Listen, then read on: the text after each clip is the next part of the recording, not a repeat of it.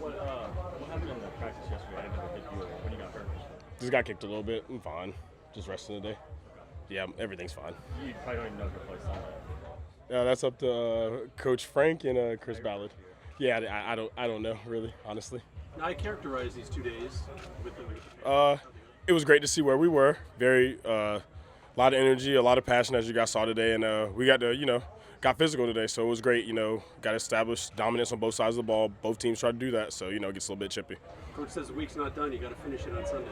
Of course, this was just the warm up. The game is where everything matters today, but we're about to put stuff on film for all the 31 teams to watch. So it's our opening, and you only have one chance to make a first impression.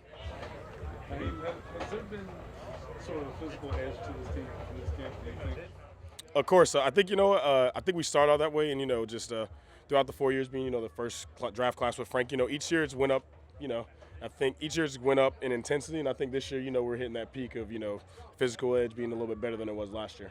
Because it's not just the big guys, quote unquote. I mean, you see, you're a physical player, JT's a physical player. Did the skill guys have to really help add to that tone, that physical tone?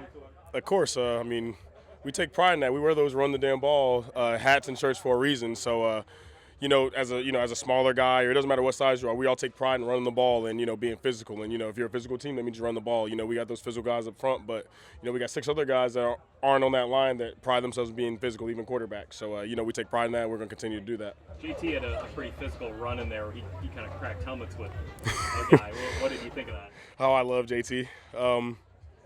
JT being JT, he's a tank. You can hit him all you want, but it doesn't seem like he goes anywhere but forward. So it was excited. I was excited to see JT, go out there and really warm up and hit people. And, he's just getting ready for September 12th. As a track guy yourself, how crazy is it to see somebody that big and that fast? Oh, it's a freaky thing. He got to thank his mama and daddy for that. That's a there's no, he trains and works hard, but a lot of his God-given talent is just genetics.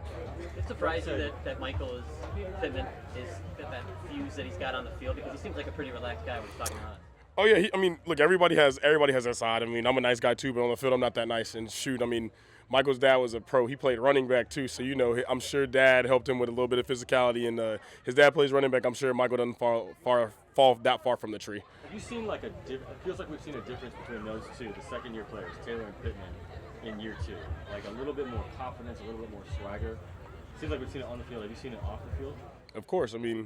You're starting to figure out the NFL a little bit. You take a big jump from year 1 to 2, and then year 2 to 3 is your biggest jump, they say. And from me, relatively speaking, you get confidence. You know what your role is. You're starting to establish yourself.